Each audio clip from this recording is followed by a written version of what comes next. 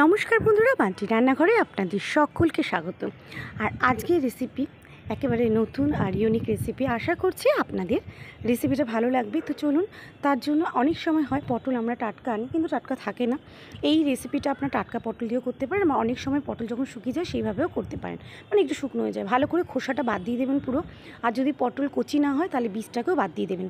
দিয়ে মিক্সি বাটির মধ্যে ওটাকে আমি একটুখানি আদা, একটু কাঁচা লঙ্কা দিয়ে পেস্ট করে নিয়েছি। নিয়ে একটা বাটির মধ্যে কিন্তু পেস্টটাকে বার করে নেবো। মিহি করে পেস্ট করবেন, আর খোসাটাকে পুরো বাদ দিয়ে দেবেন।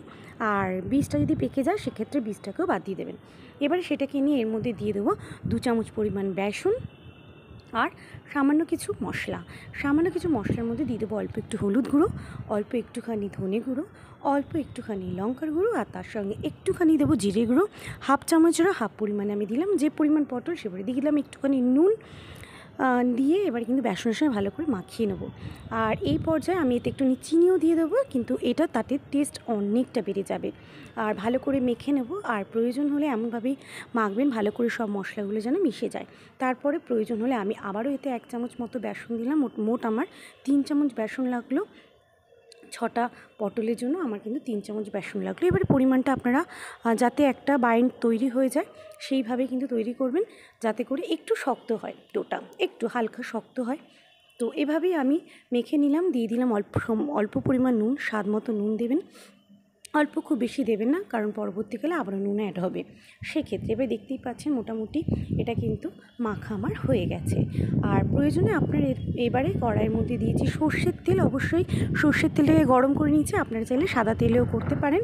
আর এবারে সর্ষের তেলের মধ্যে যে ব্যাটারটা আমি করে রেখেছিলাম সেটাকে দিয়ে দেখে নিলাম যে বড়াটা ঠিকঠাক হচ্ছে নাকি। প্রয়োজনে আপনার একটুখানি বেসন, বা চাইলে বেসন দিলে টেস্টটা বেশি আসে, তো সেক্ষেত্রে বেসন দেবেন। তা না হলে এর সঙ্গে একটুখানি ডাল বাটাও আপনারা অ্যাড করতে পারেন। এবারে এটা ভালো করে আমি বড়া শেপে এগুলোকে দিয়ে দেবো কড়াইয়ের মধ্যে। আর বড়াটাকে এক পাশটা লাল হলে উল্টে ভেজে নেব। সমানভাবে দুদিকটা হালকা লাল করে ভেজে নেব। আপনারাও বড়ার মতো করেই কিন্তু ভেজে নেবেন। এই বড়াগুলো ভাজা হয়ে গেলে আমি একটু বড় বড় করে কিনা আলু কেটে নিয়েছি। আলুটাকেও সেই বড়া ভাজার তেলের মধ্যে দিয়ে দিয়েছি। এদিকে বড়াটা কিন্তু ভাজা হয়ে গেছে, সব তুলে রেখেছি। আলুটাকে অল্প একটুখানি নুন দিয়ে আমি ভেজে নেব। প্রয়োজনে আপনারা কিন্তু আলু দিতেও পারেন, না দিলেও ভালো হয়, অসুবিধা নেই। আমি আলু দিয়েছি, এবার আলুগুলো নুন দিয়ে হালকা ভেজে নিয়েছি। নুন দিয়ে ভেজে নিলে অনেকটাই আলু তাড়াতাড়ি সেদ্ধ হয়ে যায়, তো সেক্ষেত্রে আমি নুন দিয়ে আলুগুলোকে ভেজে নিয়েছি।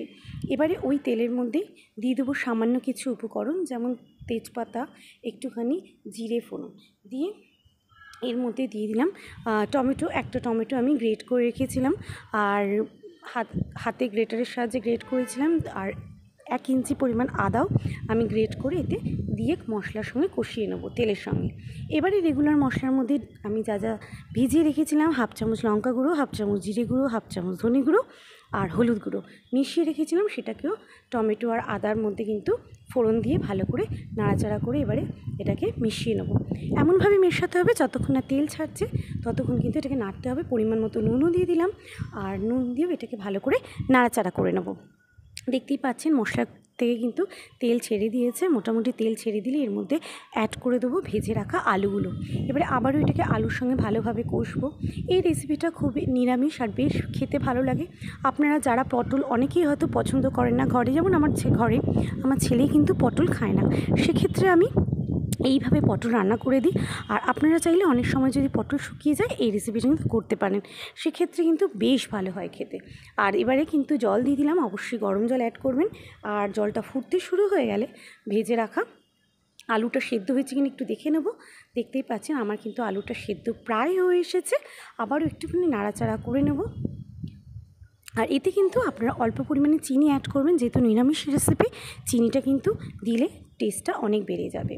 আর আলু এখানে সেদ্ধ হয়ে গেছে। এবারে ভেজে রাখা বড়াগুলো, পটলের যে বড়াগুলো আমি ভেজে রেখেছি সেটাকে এর মধ্যে আমি অ্যাড করে দেবো।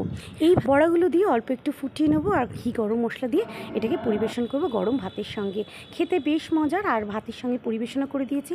ভালো লাগলে চ্যানেলটিতে সাবস্ক্রাইব করে দেবেন, আর লাইক করে পাশে